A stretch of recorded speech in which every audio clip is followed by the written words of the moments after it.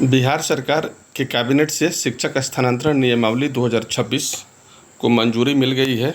उसके जो मुख्य अंश हैं और शिक्षक को क्या करना है और उसमें कौन सी प्रक्रिया होगी, आज उसकी पूरी प्रक्रिया को हम जानेंगे। कौन से पत्र से, यानी कि अधिसूचना संख्या 11-33/2026 656 दिनांक 25 जून 2026 शिक्षा विभाग बिहार सरकार के द्वारा कैबिनेट से मंजूरी दी गई है।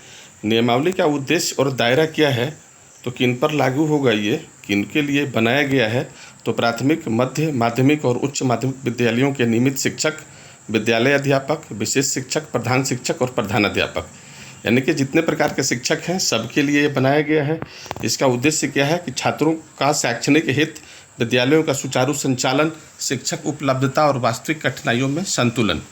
और कैसे होगा, तो विभागीय पोर्टल पर प्रोफाइल अपडेट करना है, उसके अनुसार रिक्ति होगी, आवेदन देना है, फिर विकल्प, सहमति, शिकायत और आदेश सभी स्तरों पर डिजिटल रिकॉर्ड होना है। तो ये बहुत ही अच्छा है। महत्वपूर्ण स्पष्टता क्या है कि स्थानांतरण किसी शिक्षक का अधिकार नहीं है। प्रत्येक निर्णय रिक्ति, मानक मंडल, विद्यालय की आवश्यकता, प्रशासनिक जरूरत और छात्रों के हितों के अधीन होगा। ये जान लेना जरूरी है।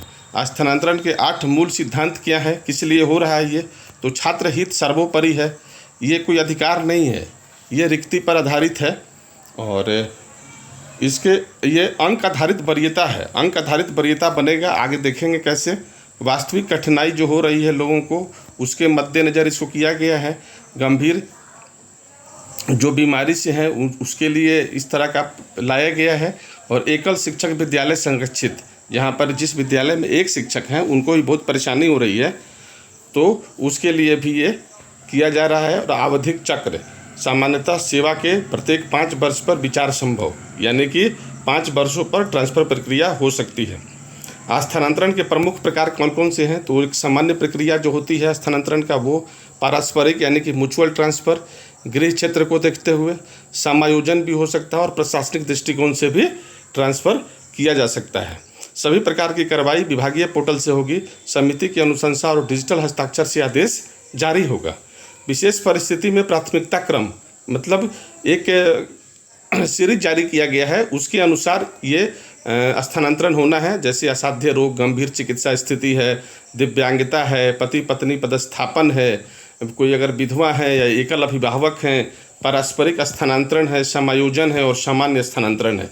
यानी कि वैसे शिक्षक जो सामान्य रूप से अप्लाई करेंगे उनका सबसे अंत में उनके ऊपर विचार किया जाएगा। गृह क्षेत्र संबंधी पदस्थापन नियम क्या बनाया गया है इसमें, इस नियम के आलोक में, तो महिला शिक्षक को अपने पंचायत को छोड़कर, यानी कि जिस पंचायत में वो रह रही हैं उस पंचायत को छोड़ करके दूसरे पंचायत के में होगा, और पुरुष शिक्षक को अपना प्रखंड छोड़ करके दूसरे प्रखंड में। इसमें एक्सेप्शन भी है कि क्या एक्सेप्शन, कि गंभीर चिकित्सा स्थिति या उच्च दिव्यांगता में सक्षम प्राधिकार कारण दर्ज कर प्रतिबंध में छूट पर विचार कर सकते हैं। प्रशासनिक स्थानांतरण कब और क्यों होता है, तो ये तो हम लोग जानते ही हैं कि समय समय पर कुछ जरूरी नियम लागू होते हैं जिसके कारण स्थानांतरण की प्रक्रिया अपनाई जाती है। इस स्थानांतरण प्रक्रिया में 3 स्तरीय स्थापना समिति बनाई गई है। जिला स्थापना समिति, प्रमंडलीय स्थापना समिति और राज्य स्थापना समिति। तो जिला स्थापना समिति के अध्यक्ष होंगे जिला पदाधिकारी, प्रमंडलीय स्थापना समिति के अध्यक्ष होंगे प्रमंडलीय आयुक्त और राज्य स्थापना समिति के अध्यक्ष होंगे निदेशक। आवेदन से आदेश तक सारा कुछ डिजिटल प्रक्रिया होना है, यानी कि सबसे पहले हम लोग प्रोफाइल अपडेट कर रहे हैं।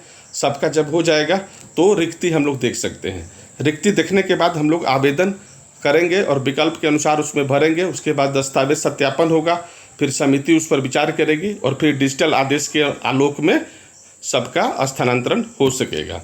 समिति की अनुशंसा, बैठक कार्यवाही और आदेश पोर्टल पर अपलोड होंगे। ऑफलाइन आवेदन मान्य नहीं होगा। जी हाँ, सारा कुछ ऑनलाइन इस बार होना है। शिकायत और अपील की समय सीमा भी है। अगर कोई शिक्षक को कोई अगर आपत्ति होती है ये स्थानांतरण में, तो जिला समिति का जो निर्णय होगा वो 15 दिनों के भीतर, प्रमंडलीय समिति का 15 दिनों के भीतर और राज्य समिति का भी जो निर्णय होगा वो 15 दिनों के भीतर आ जाएगा। इस बार अंक आधारित वरीयता प्रणाली बनानी है, यानी कि स्थानांतरण अंक है, पदस्थापन स्थल अंक है, प्लस सेवा अंक है, प्लस वरीयता अंक है। तो इस बार अंकों के आधार पर और उसको अवरोही क्रम में तैयार करना है। जो भी वरीयता सूची तैयार होगी वो अवरोही क्रम में तैयार होगी। विशेष श्रेणी के प्रमुख वरीयता अंक यहाँ हम लोग देख सकते हैं कि वरीयता श्रेणी कैसे बननी है। तो जो भी गंभीर बीमारी है उसके हिसाब से स्वयं का, पति पत्नी का, आश्रित संतान का, सब इसमें बना हुआ है। इस चार्ट के द्वारा हम देख करके समझ सकते हैं कि किसमें कितना अंक मिलना है। शिक्षकों को क्या करना है ये जरूरी है, यहाँ ध्यान देंगे हम लोग। सबसे पहले शिक्षकों को करना क्या है, तो विभागीय पोर्टल पर प्रोफाइल और सेवा विवरण सही करें, अपनी पात्रता श्रेणी सही चुनें, सामान्य, विशेष या पारस्परिक, विषय, वर्ग, विद्यालय श्रेणी और पद की पात्रता जांचें, पति पत्नी, एकल अभिभावक जैसे दावों का दस्तावेज लगाएं, आदेश जारी होने पर समय पर योगदान दें। जो शिक्षक को करना है मेन चीज़ वही हम बता रहे हैं। गृह पंचायत, वार्ड, गृह प्रखंड और गृह जिला का सत्यापन करें, अधिसूचित रिक्तियों में ही विकल्प भरें, चिकित्सा दिव्यांगता प्रमाण पत्र वैध और अद्यतन रखें, आवेदन की अंतिम प्रति और प्राप्ति सुरक्षित रखें, त्रुटि होने पर 15 दिनों के भीतर उचित स्तर पर अपील करें। जी हाँ, शिक्षक को यही करना है। गलत सूचना, ध्यान रखना है कि गलत सूचना, कूट रचित प्रमाण पत्र या तथ्य छिपाने पर अनुशासनिक एवं विधिक कार्रवाई हो सकती है। तो पूरी बात समझ में आ गई कि शिक्षक को क्या करना है।